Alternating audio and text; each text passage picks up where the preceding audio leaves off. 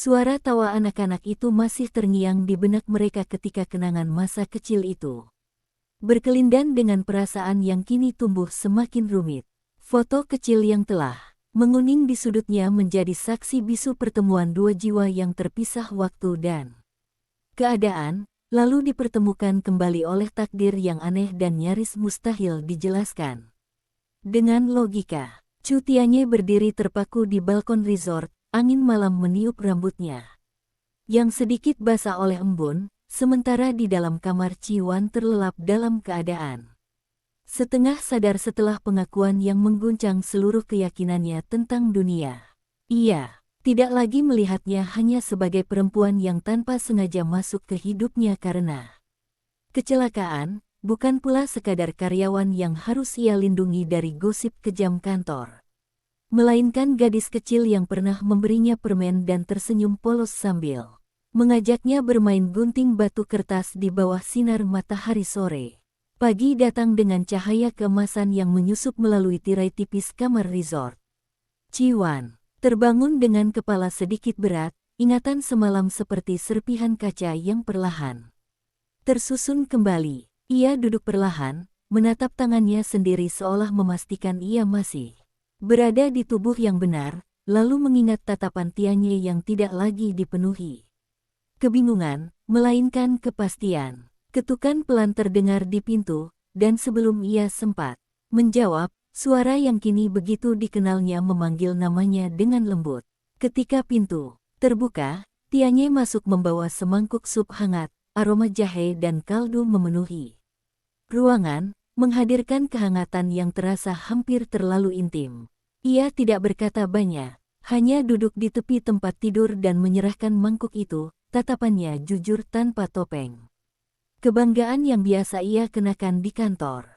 Di sisi lain resort, Jiang Yuming berdiri di depan jendela kamarnya sendiri, wajahnya kehilangan senyum santai yang biasanya ia tampilkan. Ia telah melihat bagaimana Tianye menatap Chi Wan malam sebelumnya, tatapan yang tidak mungkin dimiliki seorang pria terhadap perempuan yang hanya menjadi alat pernikahan keluarga. Ada sesuatu yang berbeda. Sesuatu yang membuatnya untuk pertama kalinya merasa terancam bukan sebagai calon suami yang dipaksakan, melainkan sebagai pria yang benar-benar bisa kehilangan seseorang. Ia menggenggam ponselnya, membaca ulang pesan dari ayahnya tentang pentingnya proyek kerja sama ini, tentang reputasi keluarga Jiang dan Chu yang harus dijaga, tentang pertunangan yang tidak boleh gagal lagi. Namun untuk pertama kalinya dalam hidupnya, kata-kata tentang kewajiban keluarga terasa lebih ringan dibanding kegelisahan di dadanya sendiri. Siang itu, rapat inspeksi proyek berlangsung di aula kecil yang menghadap laut. Chi Wan duduk di antara perwakilan dua keluarga, berbicara dengan tenang dan terstruktur tentang analisis risiko, potensi keuntungan jangka panjang, dan strategi pemasaran yang lebih inklusif. Tianye memperhatikannya tanpa menyela, bangga sekaligus terharu melihat bagaimana gadis yang dulu dipandang remeh kini berdiri dengan percaya diri di hadapan para eksekutif senior. Bahkan beberapa direktur dari pihak Jiang saling bertukar pandang, tidak lagi melihatnya sebagai calon menantu yang harus patuh, melainkan sebagai profesional yang kompeten. Ketika ia selesai berbicara, ruangan hening sejenak sebelum tepuk tangan sopan terdengar. Dan untuk pertama kalinya sejak isu pertunangan muncul, ibunya tidak langsung menyela dengan nada meremehkan. Namun konflik tidak berhenti di sana. Sore hari, ketika angin laut mulai kencang, Ibu Chi Wan memanggilnya secara pribadi ke ruang pertemuan kecil.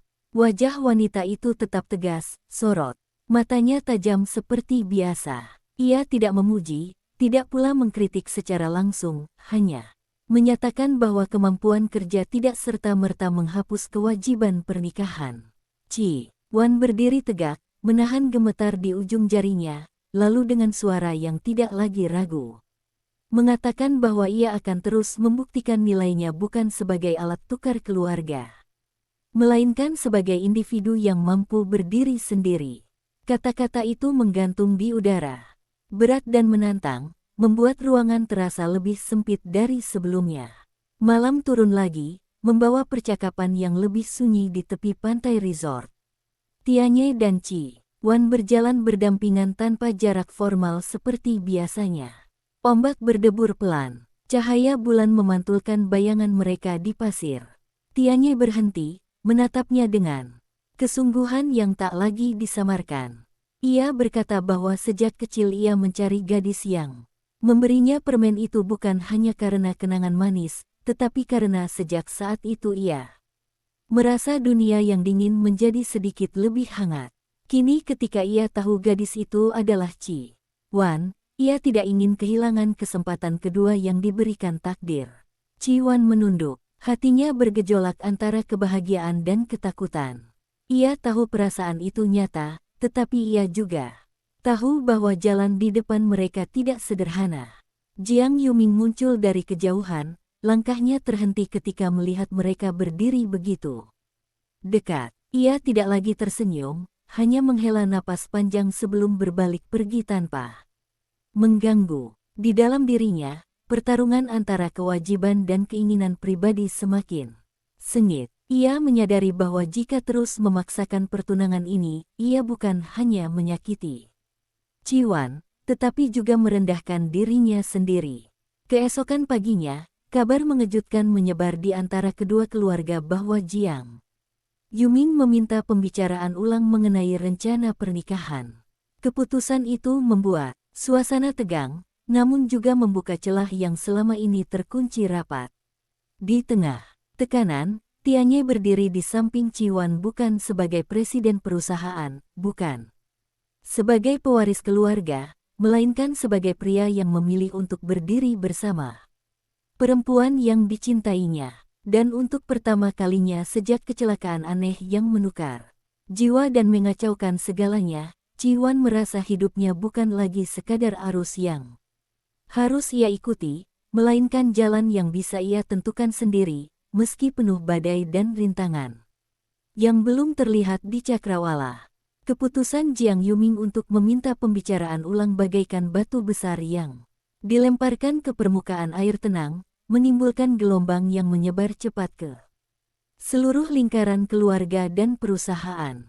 Pagi itu ruang konferensi utama resort dipenuhi suasana tegang yang nyaris tak tertahankan. Ayah Jiang Yuming duduk dengan wajah muram, sementara Ibu Ci Wan mempertahankan ekspresi dingin yang selama ini menjadi tamengnya. Tidak ada lagi basa-basi sopan santun, yang tersisa hanyalah pertanyaan tentang harga diri, aliansi bisnis, dan reputasi yang dipertaruhkan. Jiang Yuming berdiri perlahan, suaranya tenang tetapi tegas ketika menyatakan bahwa ia tidak ingin melanjutkan pertunangan yang dibangun tanpa perasaan tulus. Ia tidak menyalahkan siapapun, tidak pula menyebut nama Ci Wan secara langsung, namun semua orang tahu untuk siapa keputusan itu dibuat. Keheningan yang mengikuti pernyataannya terasa lebih berat daripada teriakan. Ibu Ci Wan memandang putrinya dengan tatapan yang sulit diterjemahkan, campuran kemarahan, kekecewaan, dan mungkin sedikit kebingungan. Namun sebelum ia sempat berbicara, Tianye melangkah maju. Dengan nada yang tidak tinggi tetapi penuh wibawa, ia menyatakan bahwa kerja sama bisnis tidak seharusnya bergantung pada pernikahan, dan bahwa proyek resort ini tetap akan berjalan berdasarkan profesionalisme, bukan hubungan keluarga. Kata-katanya membuat beberapa direktur mengangguk, seolah menemukan alasan rasional untuk menenangkan situasi yang emosional. Di sisi lain, Ci Wan berdiri tegak, merasakan detak jantungnya yang cepat namun tidak lagi diliputi ketakutan seperti dulu. Ia tahu keputusan ini akan membawa konsekuensi besar, tetapi untuk pertama kalinya ia tidak merasa sendirian. Setelah pertemuan itu berakhir tanpa kesepakatan jelas mengenai pernikahan, suasana di resort berubah menjadi canggung. Para staf berbisik-bisik, dan rumor mulai berputar lebih cepat daripada angin laut. Namun Ci Wan memilih untuk kembali fokus pada inspeksi proyek, memeriksa laporan keuangan dan rancangan pembangunan dengan ketelitian yang hampir keras kepala. Tianye beberapa kali ingin menghampirinya, tetapi ia menahan diri, menghormati batas yang telah mereka sepakati. Ia hanya mengamati dari kejauhan, memastikan tidak ada yang berani meremehkannya atau mempersulit pekerjaannya. Sore itu, ketika matahari mulai tenggelam, Ibu Ciwan memanggilnya ke teras belakang resort yang menghadap laut. Tidak ada kemarahan meledak-ledak seperti biasanya. Hanya suara ombak dan hembusan angin yang menemani percakapan mereka. Wanita itu berbicara perlahan, mengakui bahwa sejak kecil ia memang menaruh harapan besar pada Tianye dan melihat Ciwan sebagai cadangan yang harus siap dikorbankan demi kepentingan keluarga. Pengakuan itu menyakitkan, tetapi juga membuka lapisan luka lama yang selama ini tersembunyi. Ciwan tidak membantah, hanya mengatakan bahwa ia tidak ingin lagi menjadi pilihan kedua atau alat tawar. Ia ingin diakui karena kemampuannya, bukan karena siapa yang menikahinya. Untuk sesaat, ibu dan anak itu berdiri berdampingan tanpa kata, seolah jarak puluhan tahun di antara mereka perlahan retak oleh kejujuran yang pahit. Malamnya, Tianye menerima pesan singkat dari Jiang Yuming yang mengajaknya berbicara secara pribadi. Mereka bertemu di bar kecil resort yang hampir kosong. Tidak ada sindiran atau tawa santai seperti biasanya.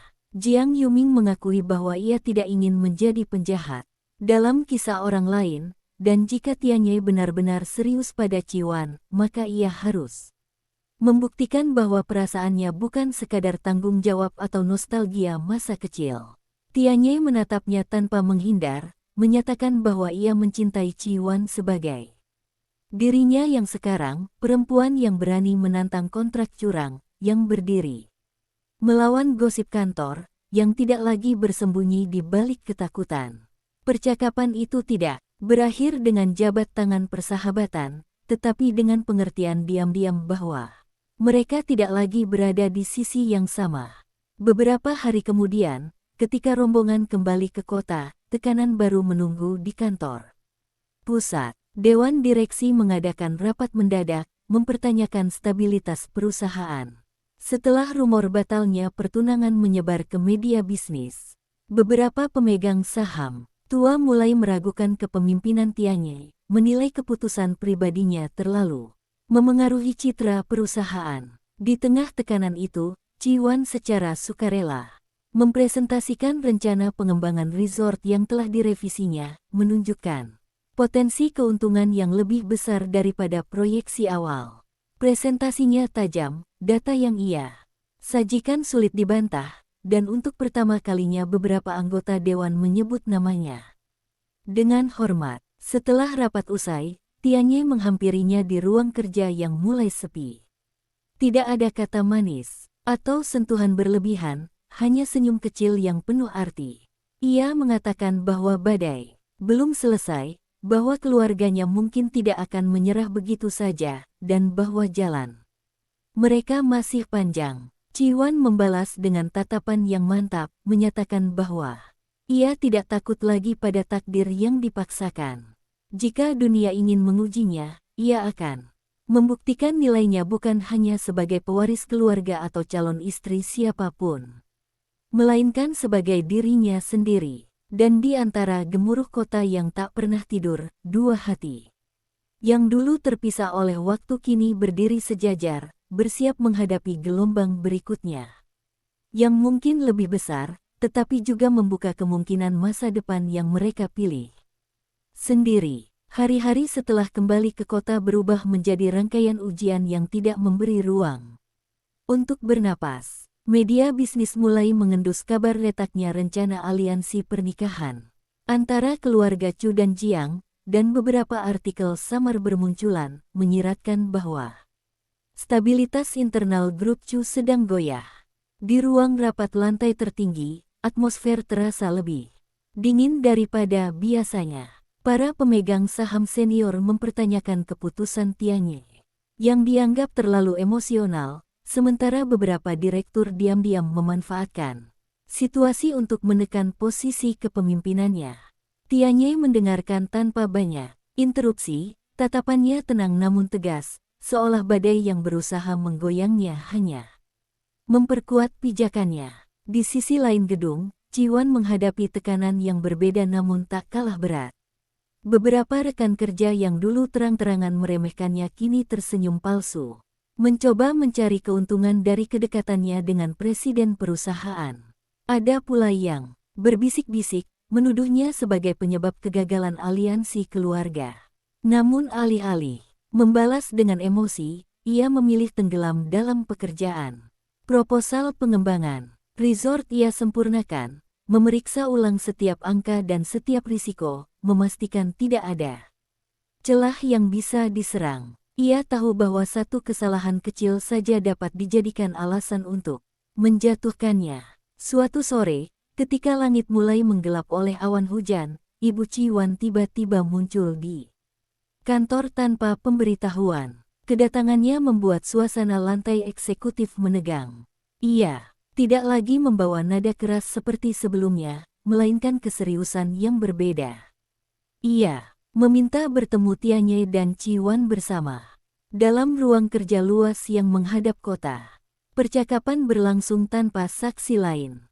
Wanita itu mengakui bahwa tekanan dari keluarga Jiang semakin besar, dan reputasi keluarga Chu kini dipertaruhkan bukan hanya dalam bisnis, tetapi dalam martabat sosial. Namun ia juga mengatakan sesuatu yang tak pernah diucapkannya sebelumnya, bahwa melihat putrinya berdiri sendiri di ruang rapat membuatnya menyadari bahwa nilai seseorang tidak bisa diukur dari pernikahan semata. Kata-kata itu tidak serta-merta menghapus luka lama, tetapi cukup untuk membuka celah kecil.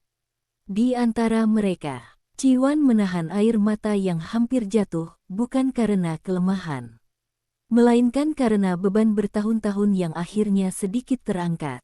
Tianye berdiri di sampingnya tanpa menyentuh, tetapi kehadirannya terasa seperti pernyataan diam bahwa ia tidak akan mundur. Namun ketenangan itu hanya bertahan singkat. Keesokan harinya, laporan audit internal menemukan indikasi manipulasi data dalam salah satu proyek lama yang melibatkan cabang perusahaan. Isu itu segera dikaitkan dengan konflik internal dan dijadikan bahan oleh para pesaing untuk menyerang kredibilitas grup Chu. Dewan direksi menuntut tindakan cepat dan beberapa nama mulai disebut sebagai kambing hitam. Tanpa diduga, salah satu direktur senior mencoba menyeret nama Ciwan, menyatakan bahwa sebagai penanggung jawab proyek resort yang baru, ia mungkin tidak cukup berpengalaman untuk mengawasi keseluruhan sistem. Tuduhan itu seperti percikan api di tengah tumpukan kering. Namun sebelum rumor berkembang, Tianye berdiri dalam rapat darurat dan menyatakan bahwa seluruh tanggung jawab manajemen berada di pundaknya. Ia menolak keras upaya menyalahkan staf yang tidak terlibat langsung. Sikapnya membuat sebagian dewan terdiam, sementara yang lain mulai menyadari bahwa kepemimpinannya tidak semudah digoyahkan. Malam itu, hujan turun deras ketika Ciwan berdiri sendirian di lobi gedung, menatap pantulan lampu kota di lantai marmer. Tianye menghampirinya dengan payung di tangan. Tidak ada percakapan panjang, hanya keheningan yang dipenuhi pemahaman. Ia berkata bahwa badai di luar tidak seberapa dibanding badai yang telah mereka lalui bersama. Ciwan tersenyum tipis, menyadari bahwa setiap krisis justru memperjelas siapa yang benar-benar berdiri di sisinya. Di kejauhan, kilat menyambar langit, menerangi kota sejenak sebelum kembali gelap. Di tengah ketidakpastian bisnis, tekanan keluarga, dan gosip yang belum mereda, satu hal menjadi semakin jelas bagi mereka berdua. Hubungan ini bukan lagi sekadar kenangan masa kecil atau kecelakaan takdir, melainkan pilihan sadar untuk tetap berdiri bersama. Dan ketika hujan perlahan mereda, mereka melangkah keluar gedung berdampingan, menyadari bahwa perjalanan yang mereka pilih mungkin penuh risiko, tetapi untuk pertama kalinya, mereka melangkah tanpa penyesalan. Beberapa minggu setelah badai audit itu, situasi perusahaan belum sepenuhnya stabil. Walau tuduhan terhadap Ciwan berhasil dipatahkan dan manipulasi data terbukti berasal dari cabang lama yang dikelola direktur senior tersebut, dampaknya tetap terasa. Harga saham sempat berfluktuasi, media terus menyoroti dinamika internal keluarga Chu dan para pesaing. Mulai bergerak agresif mencoba merebut proyek-proyek strategis. Tianye hampir tidak pernah pulang sebelum tengah malam, sementara Ciwan menghabiskan waktunya menyempurnakan sistem pengawasan baru yang lebih transparan agar kasus serupa tak terulang. Suatu malam ketika kantor sudah sepi, Ciwan duduk sendirian di ruang rapat kecil dengan tumpukan dokumen di depannya. Lampu kota berkilau di balik jendela kaca besar, namun pikirannya terasa jauh lebih gelap. Ia teringat kata-kata ibunya tentang martabat keluarga. Teringat wajah Jiang Yuming yang memilih mundur, dan teringat pengakuan Tianye tentang perasaan yang telah ia simpan sejak kecil. Semua itu seperti simpul-simpul yang saling terkait, menekan dadanya dengan beban yang tak terlihat. Ia bukan lagi gadis yang bisa lari dari keputusan. Apapun langkahnya kini akan memengaruhi bukan hanya dirinya, tetapi seluruh keluarga dan ribuan karyawan perusahaan.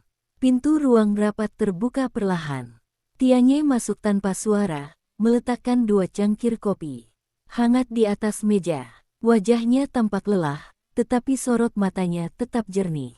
Ia tidak langsung berbicara, hanya duduk di hadapannya dan menatap tumpukan dokumen yang hampir menutupi meja. Setelah beberapa saat, ia berkata bahwa Dewan Direksi akhirnya menyetujui restrukturisasi manajemen cabang dan menunjuk tim khusus untuk memperbaiki sistem pengawasan. Ia juga menyebut bahwa beberapa pemegang saham mulai berubah pikiran setelah melihat keberanian Ciwan mempresentasikan rencana perbaikan secara terbuka. Ciwan mengangkat wajahnya, ada kelegaan kecil di matanya, namun juga keraguan.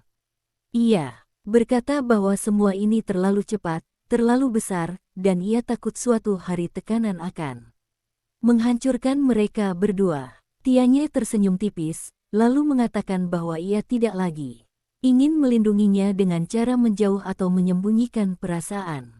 Ia ingin berjalan bersamanya secara terbuka, bahkan jika itu berarti menghadapi penolakan keluarga atau rumor yang lebih keras. Ia mengakui bahwa dulu ia selalu menempatkan tanggung jawab perusahaan di atas segalanya, tetapi kini ia belajar bahwa mempertahankan orang yang dicintai juga bagian dari tanggung jawabnya. Keesokan harinya, sebuah pengumuman resmi dirilis, Grup Chu akan mengadakan konferensi pers untuk menjelaskan restrukturisasi dan strategi baru perusahaan. Banyak yang menduga ini hanya langkah formal untuk meredakan isu, tetapi tidak ada yang menyangka bahwa Tianye akan membawa Ciwan berdiri di sampingnya di depan kamera. Dalam konferensi itu, ia tidak hanya menjelaskan kebijakan baru, tetapi juga secara terbuka menyatakan bahwa perusahaan menghargai profesionalisme dan kontribusi individu tanpa memandang latar belakang keluarga atau rumor pribadi. Meskipun ia tidak secara eksplisit membahas hubungan mereka, pesan itu jelas, Ciwan bukan bayangan siapapun. Media bereaksi cepat. Beberapa artikel memuji transparansi dan keberanian kepemimpinan baru, sementara yang lain mencoba menggali lebih dalam hubungan pribadi di balik keputusan itu. Namun untuk pertama kalinya, Ciwan tidak merasa terintimidasi oleh sorotan kamera. Ia menjawab pertanyaan dengan tenang, berbicara tentang data, strategi, dan visi jangka panjang. Membiarkan publik melihatnya sebagai profesional yang kompeten. Di rumah keluarga Chu, suasana masih belum sepenuhnya hangat. Namun Ibu Ciwan yang sebelumnya keras mulai menunjukkan perubahan halus. Ia tidak lagi membicarakan pernikahan sebagai kewajiban mutlak, melainkan bertanya tentang perkembangan proyek dan mendengarkan tanpa menyela. Perubahan itu kecil, tetapi cukup untuk memberi harapan bahwa tembok lama perlahan retak. Suatu malam setelah semua kegaduhan mereda, Tianye mengajak Ciwan kembali ke taman kecil tempat mereka pernah bermain saat kecil. Lampu taman memancarkan cahaya lembut, dan angin malam membawa aroma bunga yang samar. Ia mengeluarkan permen kecil dari sakunya, sama seperti bertahun-tahun lalu tersenyum dengan cara yang jarang diperlihatkannya pada orang lain. Ciwan tertawa pelan, menyadari bahwa di tengah dunia bisnis yang keras dan keluarga yang penuh intrik, ada bagian sederhana dari diri mereka yang tetap utuh. Namun kebahagiaan itu belum sepenuhnya tanpa bayang-bayang. Di balik layar, pesaing utama grup Chu diam-diam merencanakan langkah besar untuk menggagalkan proyek resort dan menjatuhkan reputasi mereka sekali lagi. Sebuah laporan anonim mulai beredar, menuduh adanya konflik kepentingan dalam restrukturisasi perusahaan. Ancaman baru perlahan mendekat, membawa aroma konspirasi yang lebih gelap dari sebelumnya. Dan di tengah ketenangan malam yang singkat itu, Ciwan dan Tianye belum menyadari bahwa ujian berikutnya tidak hanya akan menguji cinta mereka, tetapi juga kepercayaan yang telah susah payah mereka bangun. Laporan anonim itu muncul seperti racun yang menetes perlahan namun pasti. Dokumen tersebut beredar di antara para pemegang saham melalui surel tanpa identitas, menuduh bahwa restrukturisasi cabang perusahaan hanyalah kedok untuk memusatkan kekuasaan di tangan Tianye dan orang dekatnya. Nama Ciwan disebut secara tersirat sebagai penerima keuntungan tidak wajar. Walau tidak ada bukti konkret, insinuasi itu cukup untuk menggoyahkan kepercayaan yang baru saja mulai pulih. Pagi itu ruang dewan kembali dipenuhi wajah-wajah serius. Beberapa anggota dewan yang sebelumnya mulai mendukung Tianye kini kembali bersikap hati-hati. Mereka menuntut audit independen dan pembekuan sementara beberapa keputusan strategis, termasuk proyek resort, yang menjadi simbol kebangkitan perusahaan. Tianye menerima tuntutan itu tanpa perlawanan terbuka, tetapi sorot matanya menunjukkan bahwa ia memahami ini bukan sekadar kritik biasa, melainkan serangan terencana. Ciwan mengetahui isi laporan itu sebelum rapat dimulai. Salah satu staf keuangan yang masih setia padanya memperlihatkan salinan dokumen tersebut dengan wajah cemas. Ia membaca setiap baris dengan jantung berdebar, menyadari bahwa tuduhan tersebut dirancang cermat, cukup samar untuk sulit dibantah secara langsung, tetapi cukup tajam untuk menimbulkan keraguan. Untuk sesaat, ia merasakan ketakutan lama kembali menyusup. Ketakutan menjadi beban bagi Tianye dan perusahaan. Namun kali ini ia tidak memilih mundur. Alih-alih menghindar, ia menyusun laporan rinci mengenai setiap keputusan yang melibatkan namanya, lengkap dengan kronologi, tanda tangan persetujuan dewan, dan data pendukung. Ia bahkan mengusulkan agar namanya dicabut sementara dari tim inti proyek resort hingga audit selesai, demi menjaga objektivitas. Ketika ia menyampaikan usulan itu pada Tianye, pria itu menolak dengan tegas. Ia mengatakan bahwa mengorbankannya demi citra perusahaan hanya akan membuktikan bahwa laporan anonim itu benar. Jika ada yang harus bertanggung jawab, maka ia sebagai presiden yang akan berdiri di depan. Ketegangan itu memuncak ketika media bisnis menerima bocoran laporan anonim tersebut. Beberapa portal daring mulai memuat artikel sensasional tentang hubungan pribadi di balik restrukturisasi grup Chu. Saham perusahaan kembali berfluktuasi. Tekanan dari keluarga pun meningkat. Ibu Ciwan, yang baru mulai melunak, kembali khawatir reputasi keluarga akan hancur total jika isu ini tidak segera dihentikan. Di tengah kekacauan itu, Jiang Yuming tiba-tiba menghubungi Tianye. Pertemuan mereka berlangsung di kantor Jiang Group yang megah dan sunyi. Dengan nada serius, Jiang Yuming mengungkapkan bahwa ia memiliki informasi tentang sumber laporan anonim tersebut. Salah satu perusahaan pesaing utama yang sejak lama mengincar proyek resort ternyata mempekerjakan mantan direktur cabang yang sebelumnya terlibat manipulasi data. Mereka diduga bekerja sama menyebarkan laporan untuk melemahkan posisi Tianye sebelum tender tahap kedua proyek dimulai. Informasi itu seperti potongan terakhir dari teka-teki yang selama ini kabur. Tianye segera mengumpulkan tim hukum dan keamanan internal untuk menelusuri jejak digital laporan tersebut. Bukti demi bukti mulai terungkap, menunjukkan adanya aliran komunikasi dan transfer dana mencurigakan antara pesaing dan mantan direktur itu. Ketika semua data terkumpul, Tianyi memutuskan untuk tidak lagi bertahan secara defensif. Konferensi pers kedua diadakan, kali ini dengan nada yang jauh lebih tegas. Di hadapan kamera dan para jurnalis, Tianyi memaparkan hasil investigasi internal serta bukti keterlibatan pihak luar dalam penyebaran laporan palsu. Ia tidak menyebut nama pesaing secara langsung, tetapi cukup memberikan sinyal bahwa perusahaan siap membawa kasus ini ke ranah hukum.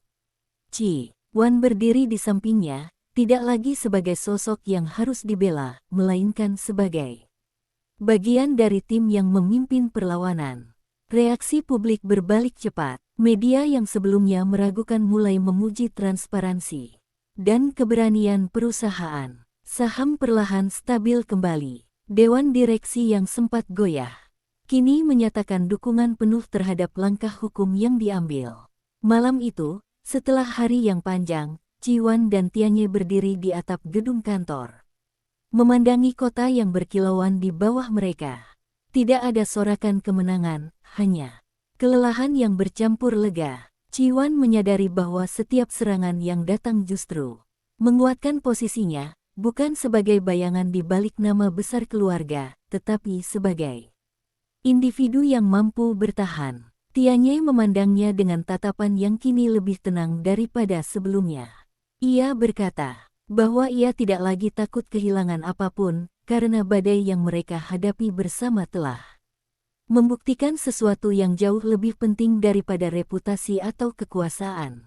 Di tengah angin malam yang dingin, Chi Wan akhirnya mengerti bahwa perjuangan mereka bukan hanya tentang cinta atau bisnis, melainkan tentang keberanian memilih jalan sendiri di dunia yang terus mencoba mengatur takdir mereka. Namun di kejauhan, lampu kota yang tak pernah padam mengingatkan bahwa dunia bisnis tidak pernah benar-benar tenang. Tantangan baru mungkin sudah menunggu di balik sudut yang belum terlihat, dan perjalanan mereka masih panjang.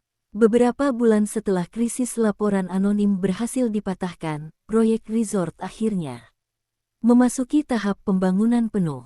Lahan yang dulu hanya berupa garis rancangan di atas kertas kini dipenuhi suara mesin, pekerja, dan rangka baja yang menjulang ke langit.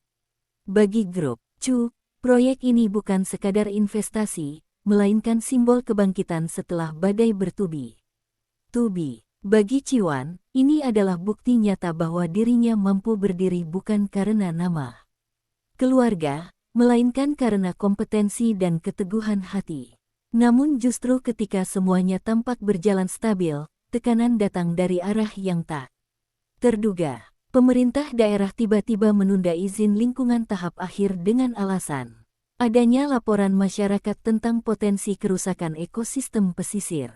Berita itu menyebar cepat, dan para pesaing kembali bergerak, menyebarkan isu bahwa grup Chu terlalu ambisius hingga mengabaikan tanggung jawab sosial. Dewan direksi mulai gelisah, khawatir proyek yang sudah menyerap dana besar itu akan terhenti. Dalam rapat darurat, beberapa anggota dewan menyarankan kompromi cepat dengan pejabat terkait, bahkan menyiratkan pendekatan tidak resmi demi mempercepat izin. Tianyi menolak, mentah-mentah. Ia menyatakan bahwa jika perusahaan ingin benar-benar berdiri tegak, maka mereka harus bersih, bahkan ketika jalan yang jujur terasa lebih lambat dan menyakitkan. Keputusan itu membuat ruangan hening, dan untuk sesaat tekanan terhadapnya kembali terasa berat. Chi Wan tidak tinggal diam. Ia mengusulkan audit lingkungan independen dan membuka forum dialog publik dengan warga sekitar. Ia sendiri turun ke lokasi proyek, berbicara dengan nelayan dan penduduk setempat, mendengarkan kekhawatiran mereka tentang terumbu karang dan akses pantai. Ia tidak datang sebagai pewaris keluarga besar, melainkan sebagai perwakilan perusahaan yang mau mendengar. Beberapa warga awalnya bersikap curiga, tetapi perlahan Sikap itu mencair ketika mereka melihat kesungguhannya. Langkah transparan itu mengejutkan banyak pihak.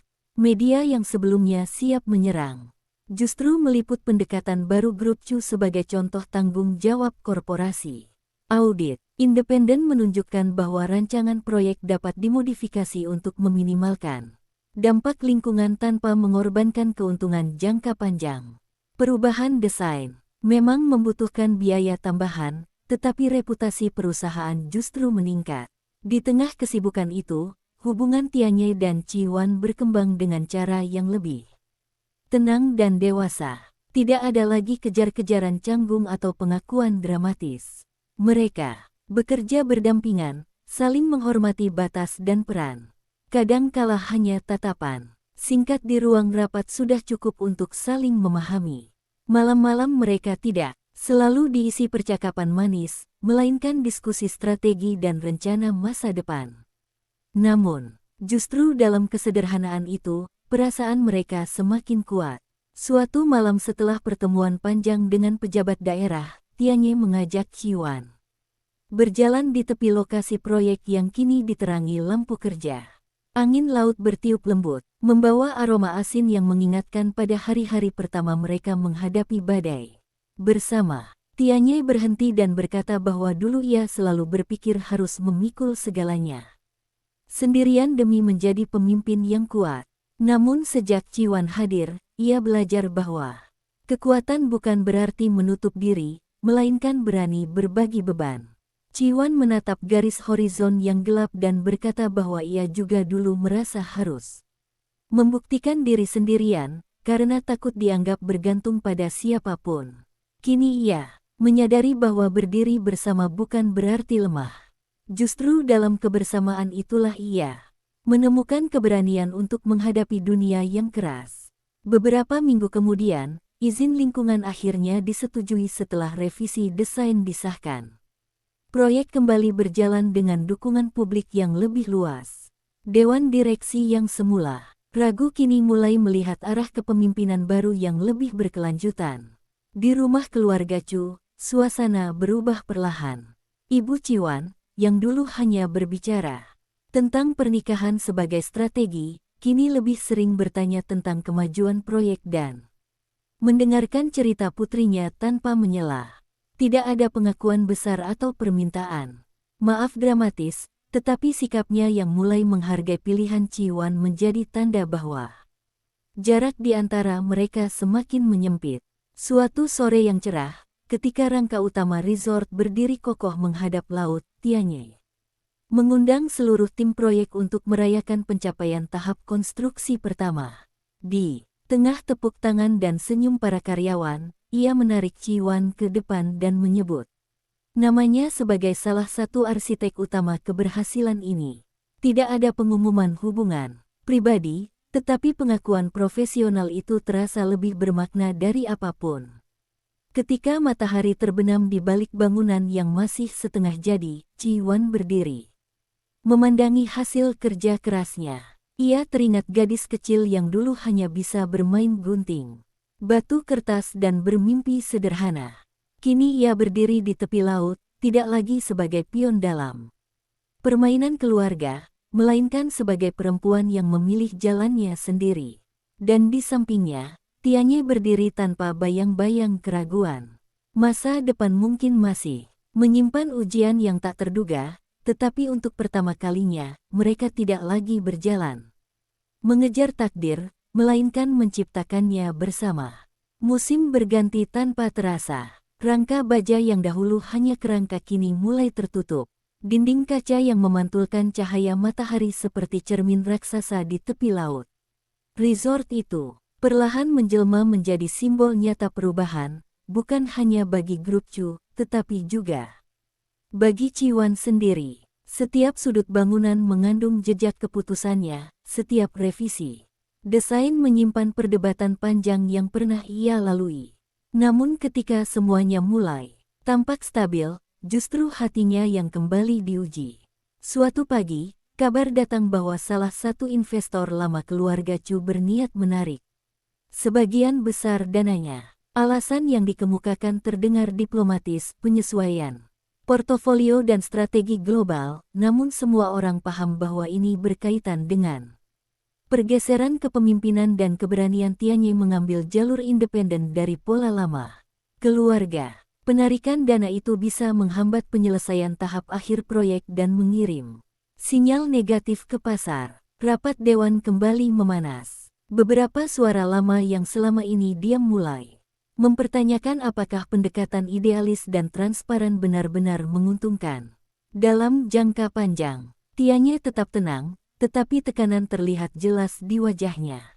Ia tahu ini bukan sekadar soal angka, melainkan soal kepercayaan pada arah baru yang ia pilih. Di tengah situasi itu, Ciwan mengajukan gagasan yang berani. Ia mengusulkan pembukaan sebagian kepemilikan proyek kepada investor publik melalui skema yang lebih inklusif, memungkinkan masyarakat ikut memiliki bagian kecil dari resort tersebut. Langkah itu tidak hanya akan menggantikan dana yang ditarik, tetapi juga memperkuat citra perusahaan sebagai entitas yang terbuka dan progresif. Beberapa anggota dewan terkejut, menganggapnya terlalu berisiko, namun data yang ia sajikan menunjukkan potensi besar jika dikelola dengan tepat. Perdebatan berlangsung panjang, tetapi akhirnya dewan memberi persetujuan bersyarat. Pengumuman itu segera menarik perhatian media dan pasar. Banyak analis menyebut langkah tersebut sebagai terobosan berani yang jarang dilakukan perusahaan keluarga konservatif. Respons publik ternyata melampaui perkiraan. Dalam waktu singkat, minat investasi melonjak, bahkan melebihi dana yang sebelumnya ditarik. Di tengah kesibukan peluncuran skema baru itu, hubungan pribadi mereka kembali diuji oleh waktu dan jarak. Tianyi harus bolak-balik ke luar negeri untuk bertemu calon mitra strategis. Sementara Ciwan tetap di lokasi proyek mengawasi penyelesaian akhir. Malam-malam, mereka kini sering diisi percakapan singkat melalui panggilan video, saling berbagi kelelahan dan cerita kecil yang tak sempat disampaikan di siang hari. Suatu malam, ketika angin laut berhembus kencang dan langit dipenuhi bintang, Ciwan berdiri sendirian di balkon resort yang hampir selesai. Ia memandang laut yang gelap, memikirkan perjalanan panjang dari kecelakaan aneh yang menukar hidupnya hingga berdiri di titik ini. Ia menyadari bahwa cinta mereka bukan lagi tentang pengakuan dramatis atau janji impulsif, melainkan tentang keputusan-keputusan kecil yang konsisten setiap hari. Beberapa hari kemudian, Tianyi kembali tanpa pemberitahuan. Ia datang langsung ke lokasi proyek saat para pekerja tengah memasang lampu-lampu terakhir di taman utama. Tanpa seremoni besar, ia berjalan menghampiri Ciwan yang sedang memeriksa daftar pekerjaan. Wajahnya lelah karena perjalanan panjang, tetapi matanya penuh tekad yang lembut. Ia tidak membawa cincin atau pidato panjang. Ia hanya berkata bahwa selama ini mereka menghadapi dunia bersama, dan ia tidak ingin lagi menyebut hubungan mereka sebagai kemungkinan atau proses perlahan. Ia ingin menjadikannya kepastian, bukan karena tekanan keluarga, bukan karena nostalgia masa kecil, tetapi karena ia memilihnya sebagai rekan hidup. Sebagaimana ia memilihnya sebagai rekan perjuangan. Ciwan terdiam, bukan karena ragu, melainkan karena menyadari betapa jauh mereka telah melangkah. Ia mengingat semua badai, semua keraguan, dan semua momen ketika mereka hampir goyah. Lalu ia tersenyum, sebuah senyum yang tidak lagi dipenuhi kecemasan masa lalu. Ia menjawab tanpa air mata dramatis, hanya dengan keyakinan tenang bahwa ia juga telah memilihnya, bukan sebagai pelindung atau pewaris keluarga, tetapi sebagai pria yang berdiri sejajar dengannya. Di kejauhan, lampu-lampu resort menyala satu persatu, menerangi taman dan jalur setapak. Seperti bintang yang turun ke bumi. Proyek itu hampir selesai, dan bersama dengannya, babak panjang perjuangan mereka perlahan mencapai puncaknya. Namun mereka tahu, seperti laut yang tak pernah benar-benar diam, kehidupan akan selalu membawa gelombang baru. Dan kali ini, mereka siap menghadapinya bukan sebagai dua orang yang terseret takdir, melainkan Sebagai dua jiwa yang dengan sadar memilih berjalan berdampingan, apapun yang menunggu. Di cakrawala berikutnya, peresmian resort akhirnya tiba pada awal musim panas, ketika langit bersih tanpa awan dan laut berkilau seperti permukaan kaca yang tak berujung. Undangan telah dikirim minggu sebelumnya, dan para tamu dari kalangan bisnis, pejabat daerah, hingga media nasional memenuhi area utama yang dihias sederhana namun elegan. Bagi banyak orang, ini hanyalah peluncuran proyek ambisius. Bagi Ciwan dan Tianye, ini adalah puncak dari perjalanan panjang yang penuh luka, pengkhianatan, keberanian, dan pilihan. Ciwan berdiri di belakang panggung sementara Tianye menyampaikan pidato pembukaan. Ia mendengarkan suaranya yang tenang namun kuat, berbicara tentang keberlanjutan, kolaborasi dengan masyarakat lokal, dan visi jangka panjang yang tidak hanya mengejar keuntungan, tetapi juga tanggung jawab. Tidak ada satu kata pun tentang badai internal yang pernah hampir menjatuhkan mereka. Namun setiap kalimat mengandung jejak perjuangan itu. Ketika tiba saatnya memperkenalkan tim inti proyek, Tianye menyebut nama Ciwan di urutan terakhir. Ia memintanya naik ke panggung bukan sebagai pewaris keluarga atau calon istri siapa pun, tetapi sebagai direktur pengembangan strategis yang memimpin restrukturisasi dan inovasi proyek. Tepuk tangan yang terdengar kali ini tidak lagi ragu-ragu atau basa-basi. Itu adalah pengakuan. Di tengah sorotan kamera dan kilatan lampu, Ciwan merasakan sesuatu yang berbeda dari rasa gugup biasanya. Ia tidak lagi merasa harus membuktikan diri. Ia hanya berdiri sebagai dirinya sendiri. Ketika ia menyampaikan beberapa kata, suaranya stabil, berbicara tentang pentingnya keberanian berubah dan belajar dari krisis. Ia tidak menyebut masa lalu secara eksplisit, tetapi semua yang mengenal perjalanan mereka tahu betapa dalam makna kalimat. Kalimat itu. Setelah acara resmi selesai dan para tamu mulai menikmati jamuan makan malam di tepi pantai, suasana berubah lebih santai. Lampu-lampu taman memantulkan cahaya hangat di atas meja-meja kayu, dan suara musik lembut menyatu dengan debur ombak. Ibu Ciwan mendekatinya perlahan. Tidak ada teguran, tidak ada perintah. Wanita itu hanya menatap bangunan megah di hadapannya lalu berkata dengan nada pelan bahwa ia tidak pernah membayangkan putrinya akan berdiri sejauh ini dengan caranya sendiri. Itu bukan permintaan maaf, tetapi pengakuan yang selama ini ditunggu Ciwan. Di sisi lain, Jiang Yuming hadir sebagai tamu undangan resmi mewakili kerja sama keluarga Jiang dalam beberapa fasilitas pendukung resort. Ia tersenyum ketika bertemu Ciwan dan Tianye, tidak lagi dengan nada main-main seperti dulu. Ia mengucapkan selamat dengan tulus. Lalu berkata bahwa terkadang mundur adalah cara terbaik untuk menemukan tempat yang tepat bagi diri sendiri. Dalam sorot matanya tidak ada lagi bayangan penyesalan, hanya kedewasaan yang lahir dari menerima kenyataan. Malam semakin larut. Ketika sebagian besar tamu telah pulang, Ciwan berjalan menyusuri pantai yang kini diterangi lampu-lampu kecil sepanjang garis pasir. Tianye menyusulnya tanpa banyak kata. Mereka berhenti di tempat yang sedikit lebih sepi, hanya ditemani suara laut dan cahaya bulan yang memantul di permukaan air. Tianye mengeluarkan sebuah kotak kecil yang sederhana, bukan dengan gerakan dramatis, melainkan dengan ketenangan yang matang. Ia berkata bahwa perjalanan mereka tidak pernah mudah dan mungkin tidak akan pernah sepenuhnya tenang. Namun ia tidak ingin menunggu badai berikutnya untuk memastikan bahwa mereka berdiri dalam komitmen yang sama. Ia tidak berlutut untuk pertunjukan, tidak pula mengucapkan janji berlebihan. Ia hanya menatapnya dan bertanya dengan suara rendah apakah ia bersedia melanjutkan hidup bersama, bukan sebagai pelarian dari tekanan keluarga, tetapi sebagai pilihan sadar dua orang dewasa yang telah melewati ujian. Ciwan memandang laut sejenak sebelum kembali menatapnya. Dalam pikirannya terlintas semua momen kecelakaan yang mengubah segalanya, konflik dengan ibunya, gosip kantor, laporan anonim, perjuangan proyek, hingga hari ini. Semua itu bukan lagi luka, melainkan fondasi. Ia tersenyum pelan dan mengangguk, bukan karena dongeng masa kecil atau takdir yang memaksa, tetapi karena ia tahu bahwa pria di hadapannya telah memilihnya berkali-kali. Dalam tindakan, bukan hanya kata.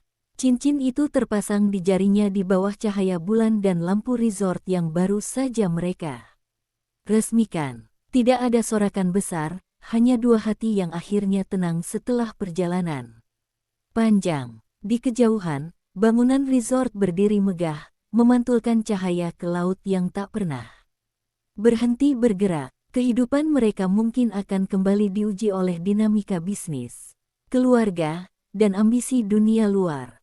Namun kini, mereka tidak lagi takut pada gelombang yang datang. Mereka telah belajar bahwa kekuatan bukan berasal dari menghindari badai, melainkan dari berdiri teguh bersama ketika badai itu menerpa. Beberapa minggu setelah pertunangan sederhana di tepi pantai itu, kehidupan mereka tidak berubah menjadi kisah tenang tanpa riak. Justru sebaliknya, tanggung jawab semakin bertambah.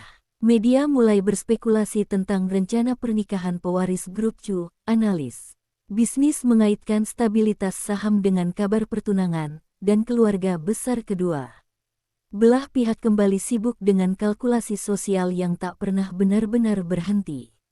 Namun berbeda dari masa lalu, kali ini Ciwan tidak merasa dirinya sedang dipindahkan. Seperti bidak catur, ia terlibat dalam setiap keputusan, termasuk menentukan bahwa pernikahan mereka tidak akan dijadikan ajang unjuk kekuasaan. Rapat keluarga yang biasanya penuh ketegangan kini berlangsung dengan dinamika baru. Ibu Ciwan masih mempertahankan wibawanya, tetapi nadanya tidak lagi memaksa. Ia mengusulkan daftar tamu panjang dan konsep megah, sementara Ciwan dengan tenang menyampaikan bahwa ia menginginkan upacara yang lebih sederhana, hanya dihadiri orang yang benar-benar berarti. Tianye mendukungnya tanpa ragu, menyatakan bahwa citra perusahaan tidak bergantung pada pesta pernikahan yang mewah. Untuk pertama kalinya, keputusan itu diterima tanpa perdebatan panjang. Di sisi bisnis, resort resmi mulai beroperasi dan tingkat hunian pada bulan pertama melampaui ekspektasi. Konsep keberlanjutan yang mereka perjuangkan justru menjadi daya tarik utama. Investor publik yang sebelumnya ragu kini semakin percaya diri. Dewan direksi yang pernah mempertanyakan kepemimpinan Tianye kini mengakui bahwa arah baru perusahaan membawa keuntungan yang lebih stabil dan reputasi yang lebih kuat. Namun di balik kesuksesan itu, tantangan pribadi muncul dalam bentuk yang lebih halus. Jadwal kerja yang padat membuat waktu bersama mereka terbatas. Ada malam-malam ketika salah satu pulang larut dan yang lain sudah tertidur. Ada perbedaan pendapat tentang strategi ekspansi berikutnya yang memicu perdebatan sengit di ruang kerja pribadi mereka. Tidak ada lagi gosip atau intrik besar, tetapi justru perbedaan kecil itulah yang menguji kedewasaan hubungan mereka. Suatu malam setelah perdebatan tentang rencana membuka cabang internasional, Ciwan berdiri di balkon apartemen mereka dengan pikiran penuh.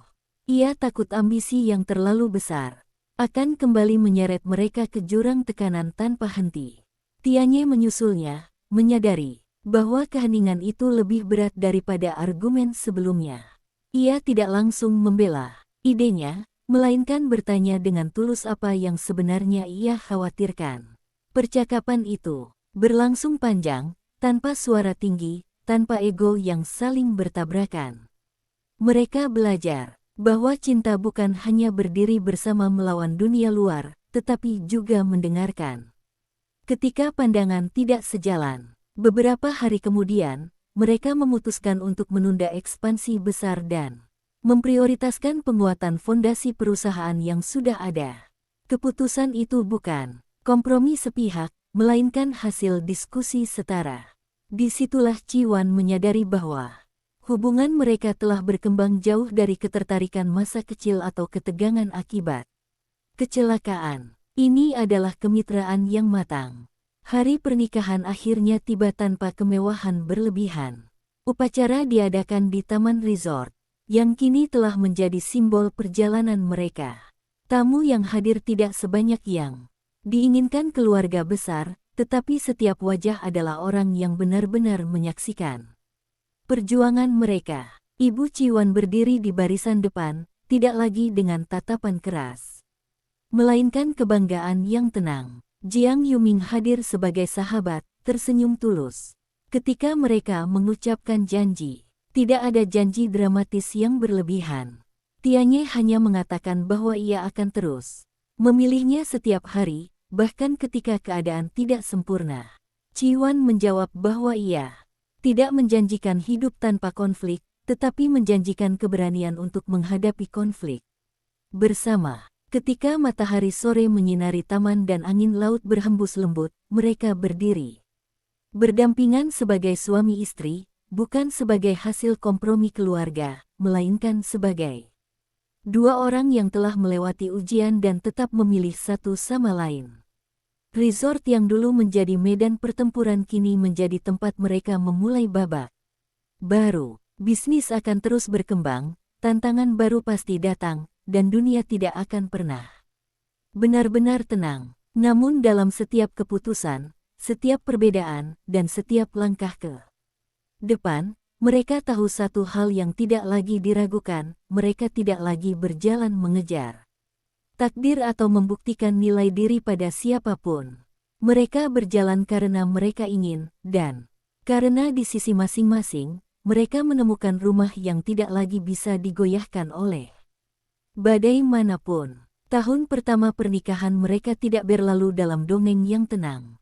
Justru ketika segala sesuatu tampak mapan, kehidupan memperlihatkan wajahnya yang lebih sunyi namun lebih dalam. Grup Chu memasuki fase transformasi besar, memperluas lini bisnis ke sektor teknologi ramah lingkungan. Keputusan itu bukan sekadar strategi keuntungan, melainkan refleksi dari nilai yang mereka bangun bersama sejak proyek resort.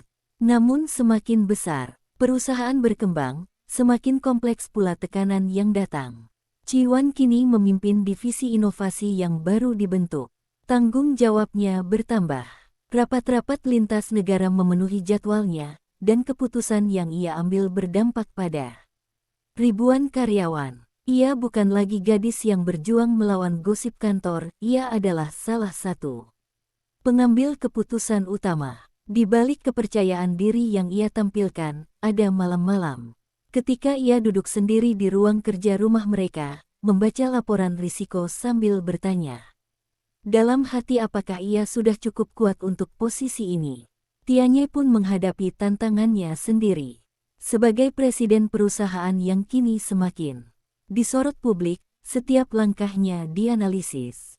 Ia harus menjaga keseimbangan antara pertumbuhan agresif dan stabilitas jangka panjang.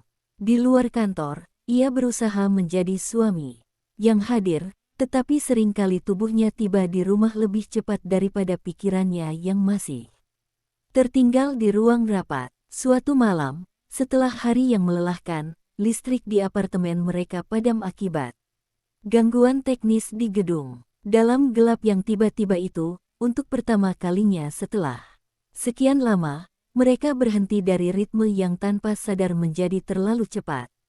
Tanpa layar ponsel, tanpa suara notifikasi, hanya ada cahaya lilin kecil yang mereka nyalakan di ruang tamu. Dalam keheningan itu, Ciwan mengakui bahwa ia takut kehilangan dirinya sendiri di tengah ambisi dan tanggung jawab. Ia takut suatu hari akan bangun dan menyadari bahwa hidupnya kembali dikendalikan oleh ekspektasi, meski kali ini bukan dari keluarganya, melainkan dari dunia luar yang terus menuntut lebih.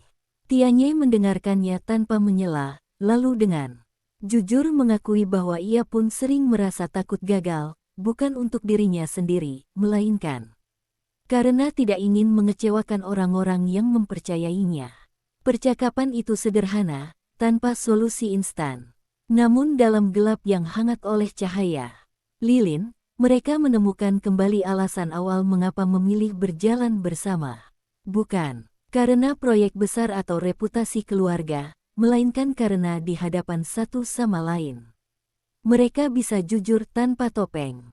Beberapa bulan kemudian, sebuah keputusan besar datang, pemerintah menawarkan kerja sama jangka panjang untuk proyek energi hijau nasional, peluang yang dapat melambungkan nama Grup Chu ke tingkat yang lebih tinggi.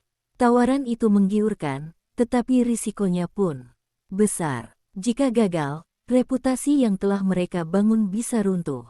Rapat dewan berlangsung tegang, namun kali ini Ciwan dan Tianye berdiri dalam posisi yang lebih kokoh. Mereka tidak lagi sekadar bereaksi terhadap krisis, melainkan memimpin arah diskusi. Setelah analisis panjang dan negosiasi ketat, mereka memutuskan menerima proyek tersebut dengan syarat transparansi penuh dan pengawasan bersama. Langkah itu menjadi titik balik baru.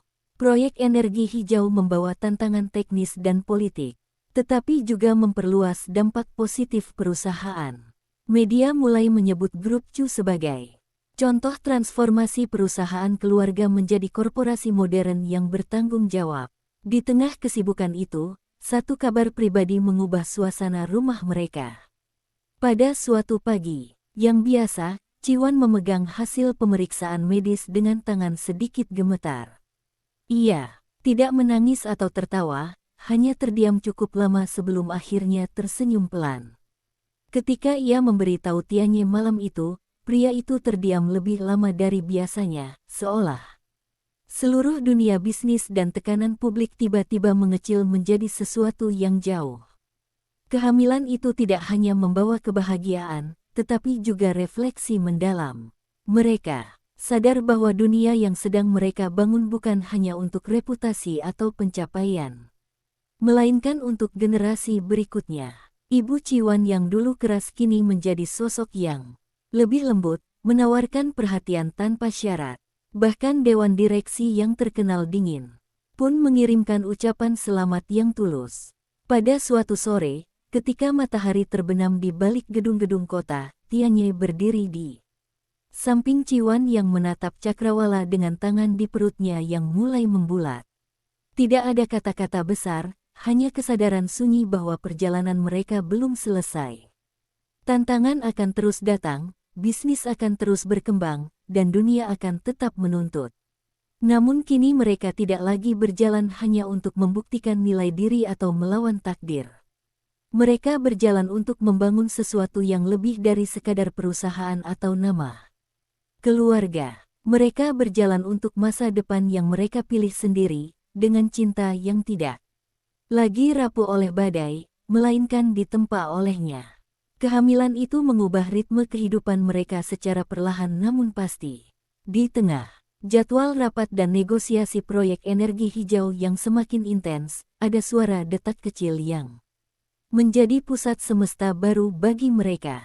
Ciwan tetap bekerja, tetapi dengan langkah yang lebih terukur. Ia tidak lagi memaksakan diri begadang hingga dini hari, dan untuk pertama kalinya dalam hidupnya, ia belajar menyerahkan sebagian kendali pada tim yang telah ia bentuk. Dengan susah payah, kepercayaan yang dulu sulit ia berikan kini menjadi pelajaran penting. Tianye pun berubah tanpa banyak kata. Ia mulai mengatur ulang prioritas, membatalkan beberapa perjalanan luar negeri yang tidak mendesak, dan lebih sering pulang sebelum malam terlalu larut. Para direktur senior sempat terkejut melihat presiden perusahaan menolak jamuan bisnis demi menghadiri pemeriksaan rutin di rumah sakit, tetapi tidak ada yang berani mempertanyakan pilihan itu. Mereka tahu bahwa kepemimpinan yang kuat bukan hanya tentang keputusan besar di ruang rapat, melainkan juga tentang keberanian menentukan apa yang benar-benar penting. Namun tidak semua berjalan tanpa bayangan. Proyek energi hijau menghadapi hambatan teknis di tahap awal implementasi. Salah satu mitra internasional mengalami krisis internal yang mengancam kelangsungan kerjasama. Media kembali berspekulasi, dan beberapa suara lama dalam dewan mulai mempertanyakan apakah ekspansi ini terlalu ambisius. Tekanan datang bersamaan dengan kondisi fisik Ciwan yang semakin sensitif. Suatu malam setelah rapat yang melelahkan, Ciwan merasakan pusing hebat dan harus dilarikan ke rumah sakit untuk pemeriksaan. Tidak ada komplikasi serius, hanya kelelahan yang terakumulasi. Namun bagi Tianyi, momen itu seperti peringatan keras. Di ruang tunggu yang dingin, ia duduk dengan kepala tertunduk, menyadari bahwa ambisi dan tanggung jawab tidak boleh lagi mengorbankan keseimbangan yang telah mereka perjuangkan. Setelah kejadian itu, mereka membuat keputusan bersama. Ciwan mengambil cuti, sementara dari operasional harian dan fokus pada perencanaan strategis jarak jauh. Ia tetap terlibat dalam keputusan penting, tetapi tidak lagi berada di garis depan setiap hari.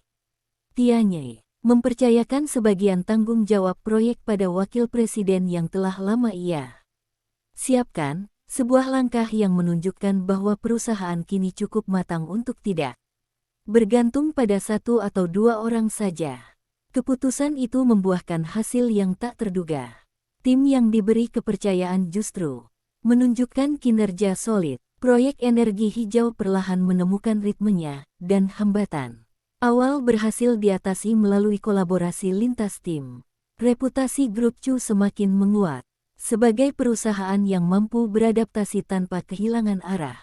Di rumah, suasana berubah menjadi lebih hangat dan sederhana. Malam-malam mereka tidak lagi diisi diskusi angka dan strategi, melainkan percakapan tentang nama yang akan diberikan. Tentang bagaimana membesarkan anak di tengah dunia bisnis yang keras, tentang nilai apa yang ingin mereka tanamkan. Ibu Ciwan sering datang membawa makanan hangat dan nasihat yang kini terdengar lebih lembut daripada perintah. Suatu sore menjelang kelahiran, mereka kembali ke resort yang menjadi saksi perjalanan panjang mereka. Bangunan itu kini hidup dengan tawa tamu dan cahaya yang tak pernah padam. Mereka berjalan perlahan di tepi pantai, langkah Ciwan lebih hati-hati namun mantap. Tianyi menggenggam tangannya dengan cara yang sama seperti dulu, hanya kini dengan rasa tanggung jawab yang lebih dalam. Ketika akhirnya hari kelahiran tiba, hujan turun lembut di luar jendela rumah sakit, seperti mengulang simbol badai yang dulu pernah mereka hadapi. Namun kali ini, badai itu tidak membawa ketakutan. Tangis pertama bayi mereka memecah udara, kecil namun kuat.